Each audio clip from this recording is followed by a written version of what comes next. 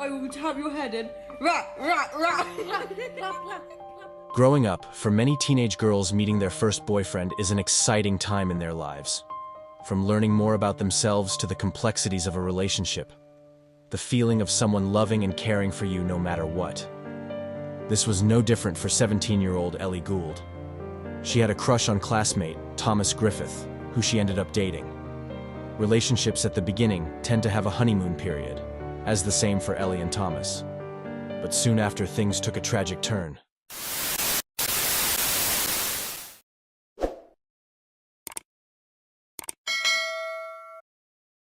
Ellie was the daughter of Matthew and Carol Gould, and she was a 17-year-old sixth-form student from Calne, Wiltshire. She was studying her A-levels at Harden Hewish School in Chippenham. Ellie was ambitious, and her plan was to study psychology at university. She was a keen horse rider and had a passion for animals. She took part in local equestrian events and competed in cross-country. She was a friendly individual and had an approachable personality.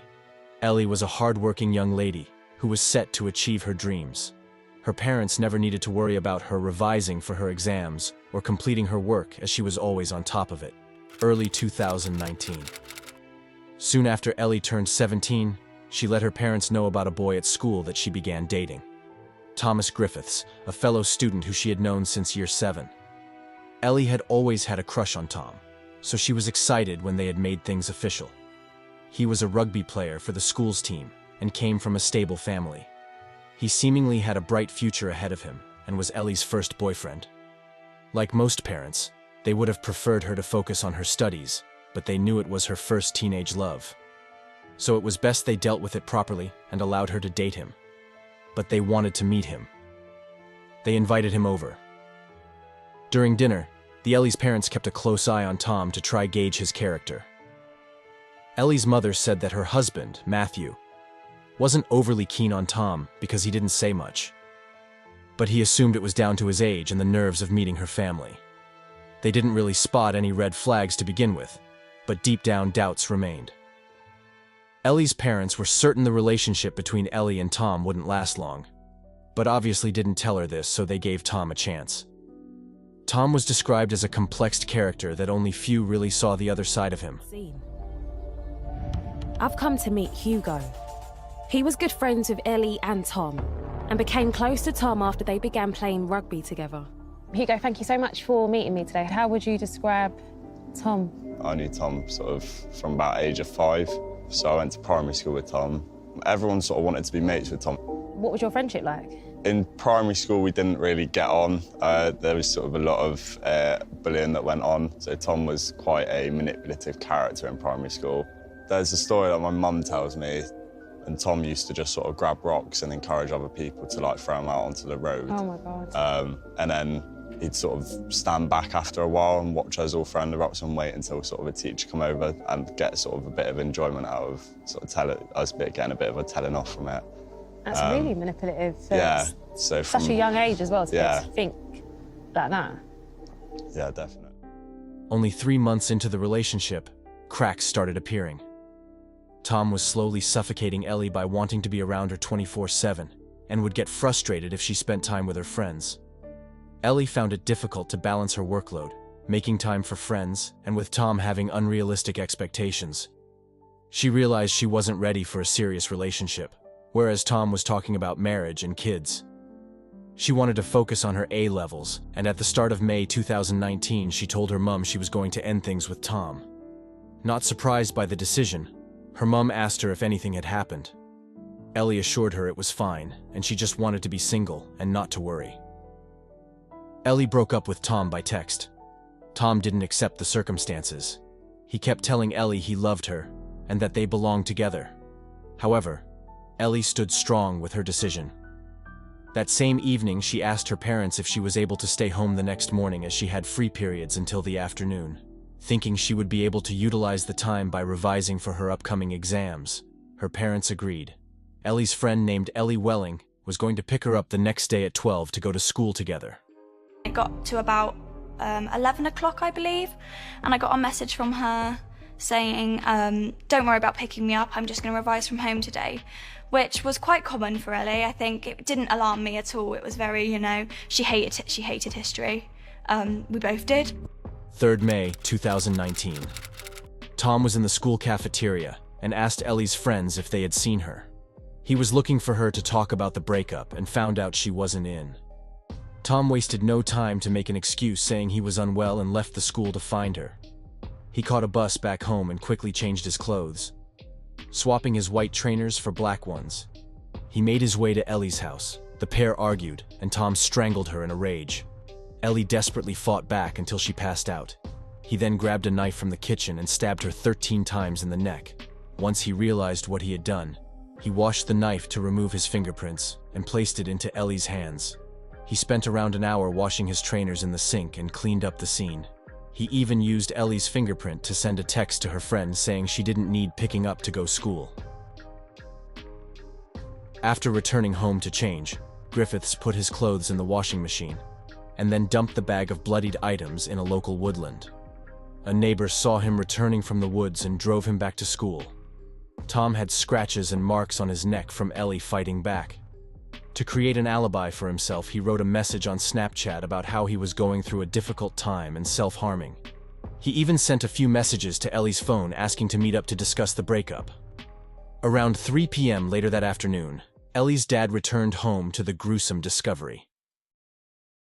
Ellie's car, a small red car that she was learning to drive in, was on the drive.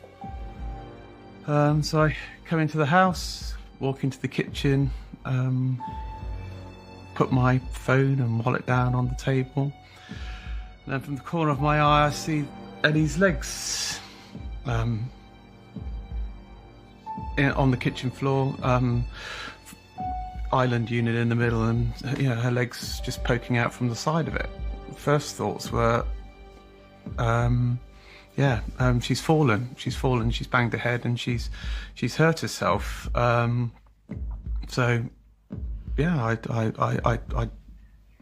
bent down to see if she's okay, and she was cold.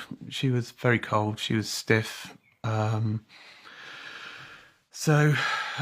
couldn't really move her. So I just thought she'd climbed up onto the worktop to get something out of the cupboard, and fallen and banged her head. And I take two, and I see there's a lot of blood splatters around that end of the kitchen, which wouldn't have come from a fall. But I couldn't compute then whether, what had happened. I was panicked. So I immediately rang for an ambulance. They tried to tell me how to resuscitate her. And I told them that it was pointless. I believe she was dead. When police arrived and examined the scene, they quickly realized it wasn't suicide, and foul play was involved. It quickly became a murder inquiry. They told Ellie's parents that the killer is often known to the victim. When police were doing inquiries, a neighbor mentioned they had seen someone at the address who was a male and of slim build. During the initial investigations, Thomas Griffiths became the main suspect. However, they needed the evidence to prove it was him. They questioned him.